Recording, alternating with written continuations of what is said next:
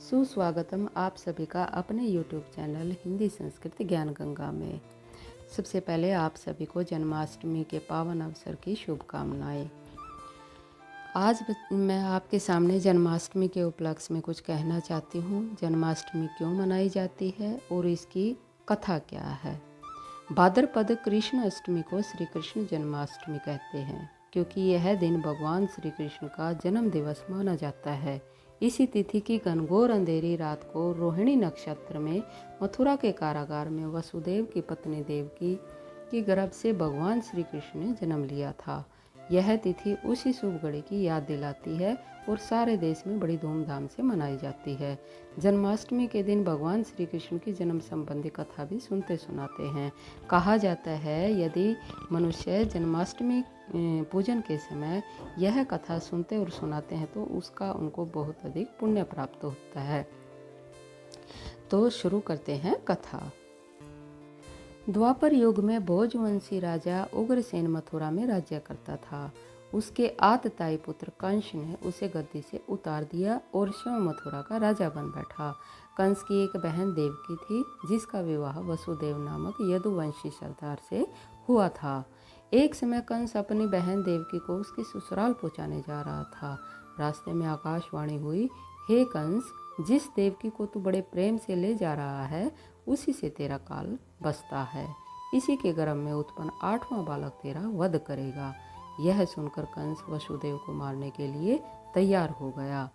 तब देवकी ने उससे विनयपूर्वक कहा, मेरे गर्भ में जो संतान होगी उसे मैं तुम्हारे सामने ला दूंगी। बहनोई को मारने से क्या लाभ है। कंस ने देवकी की बात मान ली और मथुरा वापस चला गया। उसने वसुदेव और देवकी को कारागृह में डाल दिया। वसुदेव देवकी के एक एक करके 7 बच्चे हुए और 7 को जन्म लेते ही कंस ने मार डाला। अब 8वां बच्चा होने वाला था। कारागार में उन पर कड़े पहरे बिठा दिए गए। उसी समय नंद की पत्नी यशोदा को भी बच्चा होने वाला था। उन्होंने वसुदेव देवकी की दुखी जीवन को देख 8वें बच्चे की रक्षा का उपाय रचा। जिस समय वसुदेव देवकी को पुत्र पैदा हुआ, उसी समय संयोग से यशोदा के गर्भ में एक कन्या का जन्म हुआ, जो और कुछ नहीं सिर्फ माया थी। जिस कोठरी में देवकी वसुदेव कैद थे, उसमें अचानक प्रकाश हुआ और उनके सामने शंख चक्र गदा पद्य धारण किए चतुर्भुज भगवान श्री कृष्ण प्रकट हुए। दोनों भगवान के चरणों में गिर पड़े।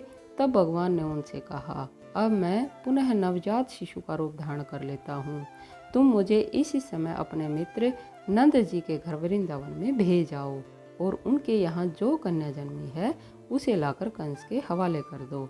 इस समय वातावरण अनुकूल नहीं है, फिर भी तुम चिंता मत करो। जागते हुए पहरेदार सो जाएंगे, कारागृह के फाटक अपने आप खुल जाएंगे और उफनती अथाह यमुना तुमको पार जाने का मार्ग दे देगी।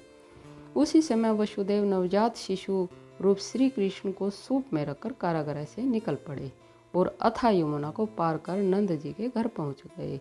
वहां उन्होंने नवजात शिशु को यशोदा के साथ सुला दिया और कन्या को लेकर मथुरा आ गए। कारागृह के फाटक पूर्ववत बंद हो गए। अब कंस को सूचना मिली कि वसुदेव देवकी के यहाँ बच्चा पैदा हुआ है।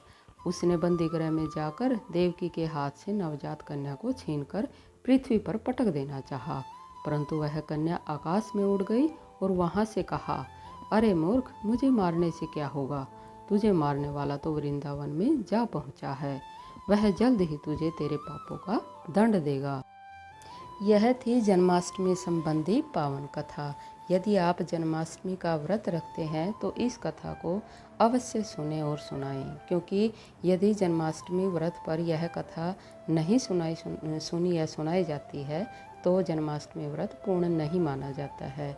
तो आप सभी पर भगवान श्री कृष्ण यूं ही अपनी कृपा बनाए रखें। जय श्री कृष्ण।